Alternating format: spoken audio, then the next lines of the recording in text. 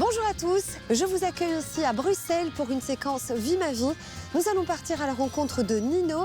Il se déplace en chaise roulante et vous allez le voir, ce n'est pas si simple.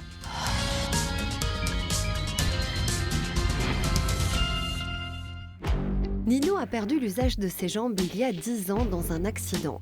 Et s'il se déplace aujourd'hui à vélo, en voiture ou encore en transport en commun, finalement comme tout le monde, parfois un tout petit obstacle sur la voirie l'empêche d'avancer.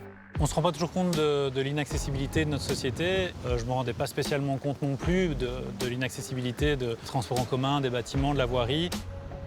La première fois que j'ai dû me déplacer en chaise roulante dans l'espace public, le premier sentiment que j'ai eu, c'était surtout un sentiment d'exclusion. Parce que soit on était exclu de certains endroits ou certains bâtiments, de certaines activités parce qu'elles n'étaient pas accessibles, soit on était dans une forme de ségrégation parce qu'on devait rentrer par une autre porte, qu'on devait rentrer par un autre transport spécialisé. Ben voilà, ici, typiquement, si j'avais voulu prendre le bus, je suis bloqué par un poteau qui est en plein milieu d'un trottoir qui est déjà de base assez étroit. Les obstacles qu'on rencontre en voirie sont de deux ordres. Le premier sont des problèmes de conception. Donc on va laisser des bordures au droit des passages piétons, on va mettre des trottoirs qui ne sont pas assez larges ou avec un dévers, des pentes trop fortes. Parfois, les obstacles sont d'un autre genre. Des objets sont abandonnés sur la chaussée, comme des poubelles, des vélos ou encore des trottinettes.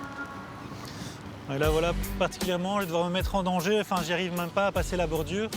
Et les engins de micro-mobilité, que sont les trottinettes, vélos partagés, etc., empiètent souvent le chemin parce que le stationnement est mal géré. Et c'est vrai que c'est possible que la personne qui a utilisé la trottinette s'est dit « Tiens, moi, en tant que piéton valide, il y a 20-30 cm, j'arrive à passer. Au pire, s'il y a un piéton qui passe, il va pouvoir descendre de la bordure, se mettre en danger et remonter sur le trottoir. » Mais ce n'est pas le cas de tout le monde et de toute façon, se mettre en danger n'est pas une option. Ce qui me contraint le plus dans mes déplacements, c'est lorsqu'un obstacle est créé au-delà de l'infrastructure et va me gêner à un point tel que je vais avoir le choix entre deux mauvais choix. C'est soit de rentrer chez moi, être exclu de la société, soit de me mettre en danger.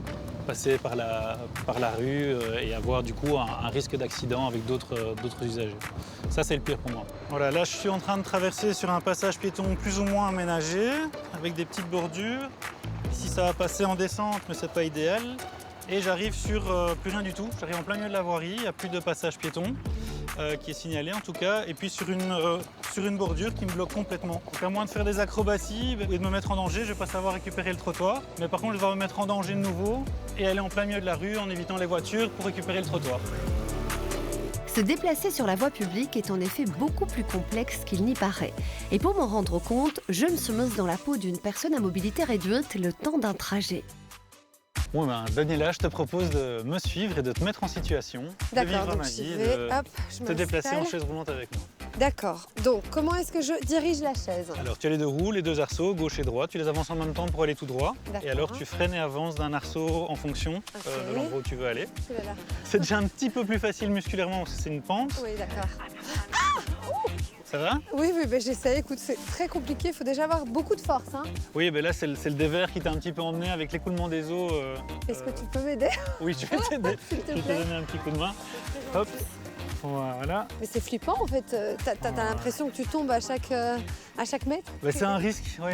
Ça m'est déjà arrivé. Et ce qu'il faut toujours regarder, c'est vraiment devant soi, un mètre devant soi, voir s'il n'y a pas un trou, un pavé déchaussé. Le risque de chute est vite d'arriver.